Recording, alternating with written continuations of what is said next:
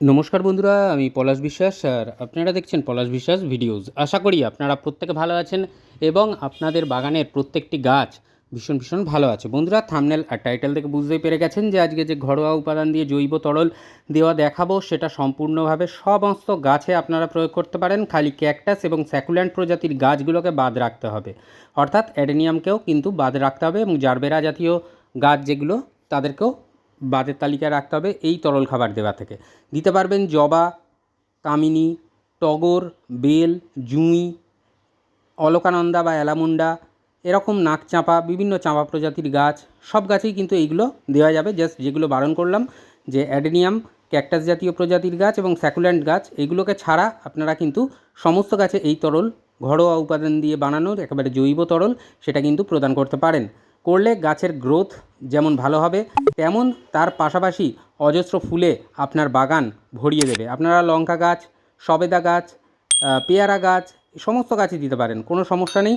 খুব ভালো রেজাল্ট পেয়ে যাবেন আপনারা যদি এই খাবার দেন। কতদিনের ব্যবধানে দেন, কিভাবে দেবেন, কতটা পরিমাণে এবং তার সাথে সাথে এই তরল কিভাবে বানাতে হবে সমস্তটা কিন্তু আজকের ডিটেলসে আমি দেখিয়ে দেব এবং স্টেপ বাই স্টেপ যেভাবে দেখাবো সেভাবে বানাবেন এবং যতদিনের ব্যবধানে যতটা পরিমাণে দিতে বলবো ঠিক ততটা পরিমাণে ততদিনের ব্যবধানে দেবেন। দেখবেন আপনার গাছ নিয়ে কোনো চিন্তা থাকছে না। যারা জৈবতে বাগান করতে চান, ঘরোয়া উপাদান দিয়ে বাগান করতে চান, সহজে বাগান করতে চান, তারা অবশ্যই এই ভিডিওটা বা পরিচর্যাটা আপনারা খেয়াল করুন। তাহলে দেখবেন প্রচুর পরিমাণে ফুল ফুটবে, গাছের পাতা চকচকে সবুজ থাকবে এবং অজস্র কুঁড়িতে আপনার বাগানের গাছগুলো ভরে যাবে। আর যেগুলো ফল গাছ, যেগুলো সবজি গাছ, সেগুলোতেও কিন্তু দুর্দান্ত রেজাল্ট আপনি কিন্তু পেয়ে যাবেন এই পরিচর্যা যেটা আজকের আমি দেখাচ্ছি। ফুলের গাছ হলে ফুলের আকার বড় হবে, ফল গাছ হলে ফলের আকার বড় হবে, রং উজ্জ্বল হবে এবং অবশ্যই তার পাশাপাশি ফুটবে প্রচুর ফুল। তো বন্ধুরা, প্রতিদিন সন্ধ্যে 6টায় বাগান সংক্রান্ত ভিডিও আমার চ্যানেল পলাশ বিশ্বাস ভিডিওসে আসে। তাই বলবো, যারা সহজে বাগান করতে চান এবং দুর্দান্ত রেজাল্ট পেতে চান তারা অবশ্যই চ্যানেলটিকে সাবস্ক্রাইব করে রাখুন এবং পাশে থাকা বেল আইকনটা প্রেস করে অল করে রাখবেন, যাতে করে আমার দেওয়া ভিডিও নোটিফিকেশান আপনাদের কাছে পৌঁছে যায়। তাহলে কিন্তু একটা ভিডিও আপনারা মিস করবেন না। তো যেটা বলছিলাম যে একদম তরল সার, একদম মানে সহজভাবে বানানো জৈব সার দিতে হবে। তবে হ্যাঁ, বৃষ্টি যেদিন হবে সেদিন কিন্তু এই তরল দেবেন না। বৃষ্টির পরের দিন অবশ্যই আপনারা কিন্তু এই তরল সার দিতে পারেন। যদি মাটি হালকা ময়েশ্চার থাকে, হালকা ভিজে থাকে, তাহলেও কোনো সমস্যা নেই। তো বন্ধুরা, যেটা বলবো, গাছে তো তরল সার, খাবার এইগুলো তো দেখানো হয়, সেই মতন কেয়ার করেন আপনারা, কিন্তু তার পাশাপাশি বলবো 10 দিনের ব্যবধানে যে কোনো কীটনাশক ব্যবহার করুন গাছে, সমস্ত গাছে। আর তার পাশাপাশি আপনাদের বলবো যে নিম অয়েল সপ্তাহে একবার করে গাছে স্প্রে করুন। তাহলে দেখবেন কোনো ধরনের পোকামাকড় দ্বারা আক্রান্ত হচ্ছে না, আপনার গাছ সুস্থ থাকছে, ভালো থাকছে। আর গাছ যদি সুস্থ থাকে, ভালো থাকে, সহজ পরিচর্যার মাধ্যমে এই রকম তরল সারগুলো দিতে থাকেন, তাহলে আপনার গাছ ভরিয়ে দেবে আপনাকে ফুলে ফুলে। তো চলুন দেখি কী কী উপাদান লাগছে। সবার প্রথম যে উপাদানটা নেব সেটা হচ্ছে ভাতের মাড় বা ভাতের ফ্যান। এর মধ্যে প্রচুর পরিমাণে যেমন নাইট্রোজেন আছে, তেমন কিন্তু বেশ কিছুটা পরিমাণে রয়েছে মাইক্রোনিউট্রিয়েন্ট, যেটা কিনা গাছে ভীষণভাবে কাজ করে থাকে। আর এই ভাতের ফ্যান বা ভাতের মাড় আমরা কিন্তু নিয়ে নেব মোটামুটি 500 ml পরিমাণে। অর্থাৎ যে উপাদানটা আমি বানাচ্ছি মোটামুটি 3 লিটার থেকে 3.5 লিটার তরল হবে, যেটা কিনা আপনারা গাছে দিতে পারবেন। তো 500 ml আপনাকে নিতে হবে এই ভাতের মাড় বা ভাতের ফ্যান এবং এটাকে একদিন পচাতে হবে। কিভাবে পচাবেন, এর সাথে কি নেবেন? এর সাথে নিতে হবে আপনাদের পেঁয়াজের খোসা। পেঁয়াজের খোসা কিন্তু প্রচুর পরিমাণে না পটাশিয়ামের সোর্স। এই 500 ml যদি ভাতের ফ্যান নেন, তাহলে এই ভাতের ফ্যানের সাথে আপনাদেরকে মোটামুটি হাতের 1 মুঠো পরিমাণে পেঁয়াজের খোসা নিতে হবে এবং সামান্য কম বেশি হলে কোনো সমস্যা নেই। আর এই পেঁয়াজের খোসা কিন্তু এর মধ্যে যে পটাশিয়াম আছে, যে পটাশিয়ামের দুর্দান্ত সোর্স, সেটা কিন্তু আমরা সবাই জানি। যারা পেঁয়াজের খোসা দেবেন না গাছে, অনেকে বলেন যে ফুল গাছে ঠাকুরের পুজো হয় তো পেঁয়াজের খোসা আমরা দিতে চাই না, তর্কে যাব না। খালি একটা কথা বলবো যে আপনারা দিয়ে দিন এর পরিবর্তে আলুর খোসা বা কলার খোসা একই পরিমাণে, যেভাবে আমি পেঁয়াজের খোসাটা দেখালাম। তো এইবার ভালো করে মিশিয়ে নিতে হবে, মানে ফ্যানের সাথে ভালো করে যাতে মিশে যায় সেই রকমভাবে হালকা হালকা করে চেপে দেবেন, তাহলে কিন্তু এর মধ্যে তরলটা ঢুকবে। এবং যে 24 ঘন্টা আপনারা কিন্তু এটাকে পচানোর জন্য বা ডিকম্পোস্ট হওয়ার জন্য ছেড়ে দেবেন। সবচেয়ে ভালো রেজাল্ট পেতে অবশ্যই কিন্তু এই পরিচর্যা বা এই পন্থা অবলম্বন করবেন। এর পরেও কিন্তু আরও একটা উপাদান এর সাথে মেশাবো, সেটাও ঘরোয়া উপাদান, রান্নাঘরের উপাদান। তো সেটা মিশিয়ে আমরা কিন্তু গাছে প্রদান করব। 24 ঘন্টা পর দেখি চলুন কি অবস্থায় দাঁড়িয়েছে। তো 24 ঘন্টা পর তরলটা এই রকম হয়ে গেছে, ফ্যানটাও অনেক মোটা হয়ে গেছে, ঘন হয়ে গেছে। এটাকে আমাদের পাতলা করতে হবে এবং পাতলা করে কতটা জলের সাথে আমরা মেশাবো সেটা আমরা এবার দেখে নিই চলুন। আর এই খাবারটা কিন্তু তৈরি হয়ে গেছে। আর পেঁয়াজের খোসাগুলো কিন্তু গাছের মানে টবের মাটিতে যখন দেবেন, সেই পেঁয়াজের খোসাও যদি তরলটার সাথে টবের মাটিতে পড়ে কোনো সমস্যা নেই, রেখে দিতে পারেন। যারা চাইবেন তারা তুলেও দিতে পারেন। এবারে দেখুন ভালো করে এরকম ঘাঁটিয়ে নিচ্ছি।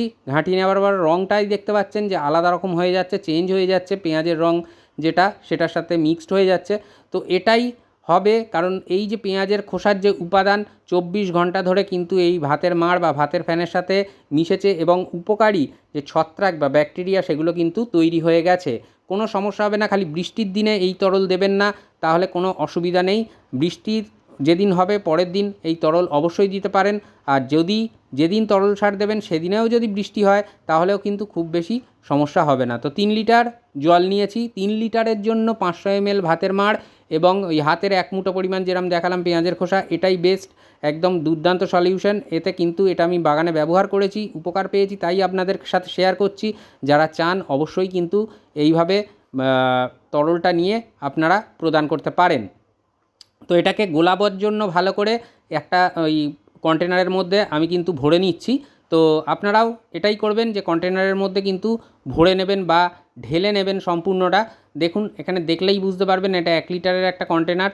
তো তার মধ্যে কিন্তু আমি এই ঢেলে নিয়েছি এবং কিছুটা পরিমাণে জল নিয়ে নেব যাতে করে এটাকে গুলতে সুবিধা হয়। এবং তারপর যে 3 লিটারের জল আছে যে বালতির, তার মধ্যে কিন্তু আমরা এই তরলটাকে মিশিয়ে দেব। তো এইভাবে পরিচর্যাটা করতে হবে। তরল সারটাকে সুন্দরভাবে যেরকমভাবে দেখাচ্ছি পরপর বানিয়ে নিন। 10টা মিনিট বন্ধুরা সময় লাগবে আপনাদের এই ভিডিওটা দেখে নিতে।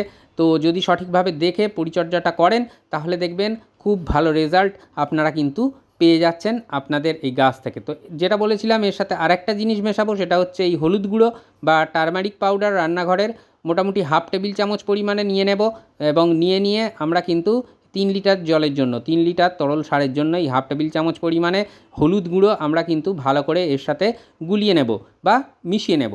ক্লকওয়াইজ অ্যান্টি ক্লকওয়াইজ ঘোরাবো, তাহলে কিন্তু এই যে পেঁয়াজের খোসার মধ্যে যে উপাদান সেটা কিন্তু আরও দ্রুততার সাথে মিশে যাবে।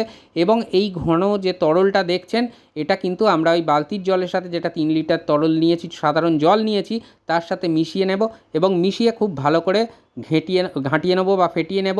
নিয়ে আমরা কিন্তু এই তরলটা গাছে প্রদান করব। তো এতে গাছের বৃদ্ধি, ফুল, ফল সবটাই আসবে, দুর্দান্তভাবে আসবে। এবারে বলি যে কতদিনের ব্যবধানে এই তরল সার আমরা আমাদের গাছগুলোতে প্রদান করতে পারবো। আমরা এই তরল গাছেদের দিতে পারবো 10 দিন ছাড়া ছাড়া।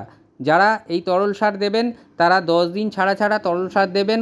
কতটা পরিমাণে দেবেন সেটা অবশ্যই বলে দেব এবং দেখিয়ে দেব, সেইভাবে দেবেন। তো দেখুন তরল রেডি হয়ে গেছে, যেটা কিনা আমরা দেবো। এই যে অনুষ্ঠান বাড়িতে জল খাওয়ার জন্য যে গ্লাস দেওয়া হয় বা এই প্লাস্টিকের গ্লাস 200 ml মতন তরল ধরে এতে, 200 থেকে 250 ml। তো সেটা আমরা একটা 8 ইঞ্চি টবের জন্য একদম পারফেক্ট মাপ। তো এই 8 ইঞ্চি টবের জন্য আমরা কিন্তু এই তরল সার দিয়ে দেব 1 গ্লাস করে, অর্থাৎ 200 থেকে 250 ml তরল আমরা দিয়ে দেব। 8 ইঞ্চির থেকে যদি ছোট কোনো জায়গায় থাকে তাহলে মোটামুটি যে এই গ্লাসের 75% দিতে হবে তরল সার। আর সামান্য কম বেশি হলে যদিও অসুবিধা হওয়ার কিছু নেই। তো এইভাবেই পরিচর্যাটা করতে হবে। সমস্ত গাছে কিন্তু আমরা এই তরল দিতে পারবো, সেটা বোগেনভিলিয়া হোক, সেটা জবা গাছ হোক, যে কোনো গাছে আমরা কিন্তু এই তরল সার দিতে পারবো। জাস্ট ক্যাকটাস এবং স্যাকুল্যান্ট প্রজাতির গাছগুলোকে বাদ রাখতে হবে। টগর, কামিনী, চাঁপা প্রজাতির সমস্ত গাছ সেইগুলোতেও দিতে পারবো। খুব ভালো রেজাল্ট আপনারা কিন্তু এই অর্গ্যানিক ফার্টিলাইজারে পেয়ে যাবেন। আর এটা অবশ্যই সকালের দিকে দেবেন, দরকার হলে বিকেলের দিকে দেওয়ার থেকে বিরত থাকবেন। সকালের দিকে দেবেন, তাহলে সূর্যের আলোটাও দুর্দান্তভাবে পাবে এবং খাবারটা কিন্তু দ্রুত গাছ গ্রহণ করে নিতে পারবে।